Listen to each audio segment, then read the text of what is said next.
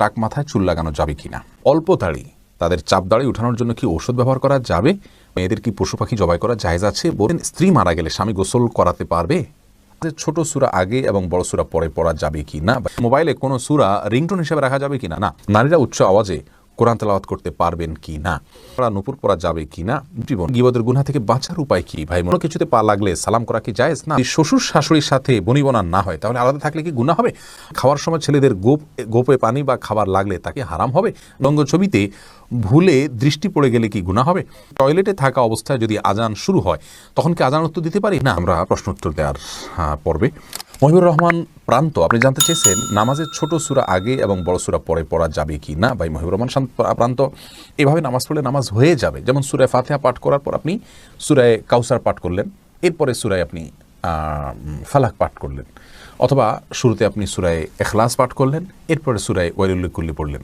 তাহলে সেক্ষেত্রে প্রথম রাকাতে ছোট সূরা, বড় রাকাতে বড় সূরা পড়লেন, এভাবে নামাজ পড়লে নামাজ হয়ে যাবে, টেনশনের কোনো কারণ নেই। তবে এইভাবে নামাজ পড়লে নামাজটা সুন্দর হলো না, এটা যথার্থ হলো না, সুন্নাহসম্মত উপায় হলো না। সুন্নাহ হলো প্রথম রাকাত অপেক্ষা দ্বিতীয় রাকাত একটু ছোট হবে, এবং এভাবে আপনার এই পদ্ধতিতে আমাদেরকে সালাত আদায় করতে হবে, এটা হলো সুন্নাহ। এটার ব্যত্যয় করলে নামাজ হয়ে যাবে, বাট ইচ্ছাকৃতভাবে এরকম ব্যত্যয় করা উচিত নয়। রাসূল করিম সাল্লাল্লাহু আলাইহি ওয়াসাল্লাম বিভিন্ন হাদিস থেকে দ্বারা বর্ণিত হয়েছে যে তিনি সালাতের প্রথম রাকাতের কেরাত যতটুকু দীর্ঘ করতেন দ্বিতীয় রাকাতের কেরাতকে তার চাইতে একটু কম দীর্ঘ করতেন। অতএব সেটা মেনে আমাদের সালাত আদায় করতে পারলে ভালো এবং সুন্নাহসম্মত হবে ইনশাআল্লাহ বিইذনিল্লাহ। আমরা নিশ্চয়ই চাইব আমাদের সালাতটা সুন্দর হোক। আল্লাহ তাআলা কোরআনে বলেছেন সালাতকে কায়েম করতে, অর্থাৎ যথাযথভাবে সুন্দরভাবে করতে। যার সালাত যত সুন্দর তার ঈমান তার তাকওয়া তত সুন্দর। অতএব সুন্নাহসম্মতভাবে করার চেষ্টা করুন, ইনশাআল্লাহ ব্যতিক্রম হলে নামাজ হয়ে যাবে। ভাই রাশেদুল ইসলাম রুবেল আপনি জানতে চেয়েছেন টাক মাথায় চুল লাগানো যাবে কিনা, এ ব্যাপারে ইসলামের কোনো বিধিনিষেধ আছে কিনা। ভাই রাশেদ, টাক মাথায় চুল আলগা চুল লাগানোর ব্যাপারটি একজন স্বাভাবিক অবস্থায় একজন মানুষের জন্য জায়েজ নাই, কারণ আল্লাহ রাব্বুল আলামিন বলেছেন লা তাবদীলা লিখালকিল্লাহ, আল্লাহর সৃষ্টিতে কোনো প্রকার পরিবর্তন করা চলে না। এখন কারোর চুল পড়ে গেছে, তিনি আলগা চুল লাগিয়েছেন, এটা এক ধরনের প্রতারণার মতো। যেমনিভাবে চুল সাদা হয়ে গেলে সেটাকে কালো করার যে একটা প্রয়াস প্রবণতা, নিজের বয়স লুকোনোর চেষ্টা, অথবা বয়স ছাড়াও অনেক সময় সাদা হয়ে থাকে, তো এই যে নিজের অবস্থার পরিবর্তন করার চেষ্টা, এই জিনিসটাকে ইসলাম ভালোভাবে দেখে না। অতএব এটাকে স্বাভাবিকভাবে রেখে দেওয়াটাই উচিত, এবং এখানে কোনো প্রকার লুকোচুরি করা এটা অনুচিত এবং অসুন্দর। সাইদ জায়েদ জোনায়েদ আপনি জানতে চেয়েছেন যাদের অল্প দাড়ি তাদের চাপ দাড়ি উঠানোর জন্য কি ঔষধ ব্যবহার করা যাবে। ভাই সাইদ জোনায়েদ, ঔষধ ব্যবহার করে দাড়ি উঠানো এটা যদি স্বাস্থ্যের জন্য ক্ষতিকর হয়, ক্ষতিকর হওয়ার কথা স্বাভাবিকভাবে, যদি ক্ষতিকর হয় তাহলে কিন্তু এটা করা জায়েজ নাই। আল্লাহ রাব্বুল আলামিন বলেছেন ওয়ালা তালকু বিআইদিকুম ইলা তাহলুকা, তোমরা নিজেদেরকে ধ্বংসের দিকে ক্ষতির দিকে ঠেলে দিও না। অতএব এমন কোনো ঔষধ ব্যবহার করা যাবে না যে ঔষধ ব্যবহার করলে আমাদের ক্ষতি হতে পারে। আর যদি কোনো প্রকার ক্ষতি না হয় তাহলে সেক্ষেত্রে দাড়ি গজানোর জন্য তিনি যদি কোনো মেডিসিন ইউজ করতে পারেন, কোনো অসুবিধা নেই। তবে মনে রাখা উচিত আল্লাহ রাব্বুল আলামিন তাকে যেভাবে সৃষ্টি করেছেন সেটার উপরে সন্তুষ্ট থাকা, এটার মধ্যেই কল্যাণ নিহিত আছে। চাপদাড়ি বা গালভর্তি দাড়ি হলে অনেক সুন্দর দেখা যাবে, সন্দেহ নাই, কিন্তু আল্লাহ রাব্বুল আলামিন আমাকে যেভাবে সৃষ্টি করেছেন, আল্লাহর এই ফয়সালায় সন্তুষ্ট হয়ে যাওয়া, এটার ভেতরেও কিন্তু এক ধরনের তৃপ্তি আছে, এর মধ্যে এক ধরনের শান্তি আছে। এই জন্য এই ধরনের পথগুলো অবলম্বন না করা ভালো, কিন্তু যদি স্বাস্থ্যের জন্য ক্ষতিকর কিছু না হয় তাহলে করতে পারেন, কোনো নিষেধাজ্ঞা নেই। তামান্না ইসলাম সেতু আপনি জানতে চেয়েছেন মেয়েদের কি পশু পাখি জবাই করা জায়েজ আছে। বোন, অবশ্যই জায়েজ আছে।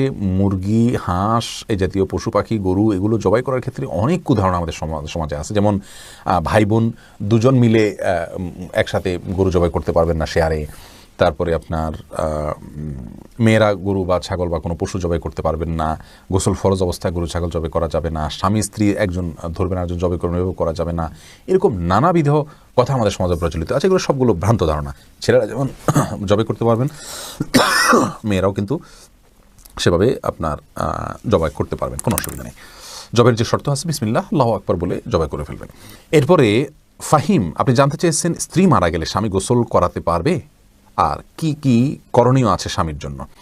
দেখুন, স্ত্রী মারা গেলে স্বামী গোসল দিতে পারবেন কি না, এ বিষয়টি ওলামায়ে কেরাম ইমামগণের মধ্যে মত পার্থক্য আছে। ইমাম আবু হানিফা রাহিমাহুল্লাহর মত হলো যে স্ত্রী মারা গেলে স্বামী তাকে গোসল দিতে পারবেন না। তার কারণ হলো তিনি মনে করেন মৃত্যুর সঙ্গে সঙ্গে বৈবাহিক সম্পর্কটা আর থাকে না, ছিন্ন হয়ে যায়, যার কারণে তারা মাহরামের মতো হয়ে যান। এখানে অন্য কোনো মেয়েরা গোসল দিবেন।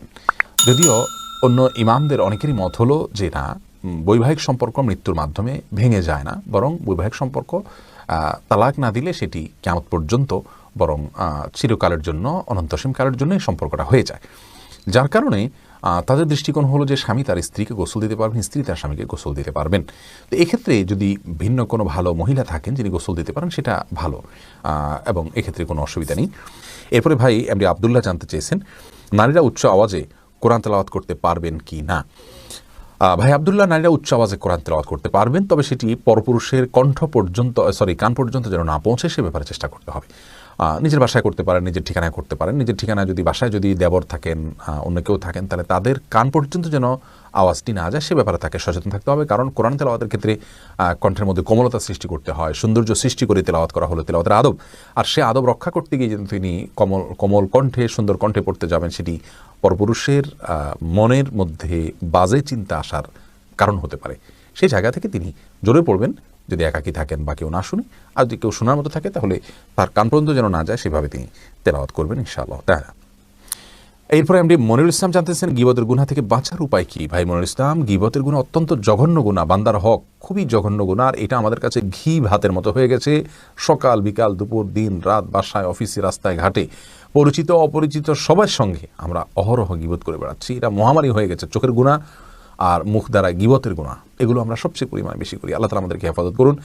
এগুলো থেকে বাঁচার উপায় হলো যে ব্যক্তির সঙ্গে গেলে গীবত হয় তার সঙ্গ থেকে যথাসম্ভব দূরে থাকার চেষ্টা করা, হয়ে গেলে আল্লাহর কাছে লজ্জিত হয়ে মাপ চাওয়া। যে ব্যক্তির গীবত করে ফেলেছেন তার জন্য দোয়া করবেন আল্লাহুম্মা গফির লাহু ওয়ারহামহু, নিজের ভাষায় দোয়া করবেন আল্লাহ তার জন্য আপনি তাকে ক্ষমা করে দিন, তাকে আপনি মাফ করে দিন। অর্থাৎ যার গীবত করে ফেলেছি আল্লাহ তার প্রতি আমি অবিচার করে ফেলেছি, সেই জায়গা থেকে তার জন্য আপনি ক্ষমা চাইবেন, ইনশাআল্লাহ বিনিল্লাহ সেটাই আপনার জন্য যথেষ্ট হবে। এরপরে আফরিন সুলতান জান্নাত আপনি জানতে চাইছেন বাজনা ছাড়া নূপুর পরা যাবে কি না। জীবন আপনি নূপুর পড়তে পারেন যদি সেটাতে বাজনা না থাকে, এবং বাহিরে আপনি যখন পড়ে যাবেন সেটা আপনার পায়ে থাকতে পারে, কোনো অসুবিধা নেই। সাহাবা ইকরামের মধ্যে থেকে অনেকে নূপুর পড়েছেন, অনেক মহিলা সাহাবীরা নূপুর পড়েছেন, এরকমটি হাদিস দ্বারা স্পষ্টভাবে আমরা জানতে পারি। মাহফুজ মুন্না আপনি জানতে চেয়েছেন খাওয়ার সময় ছেলেদের গোপে পানি বা খাবার লাগলে তাকে হারাম হবে না। এমন কোনো কথা নেই, গোপে পানি বা খাবার লাগলে হারাম হয়ে যাবে, এটা জায়েজ নেই।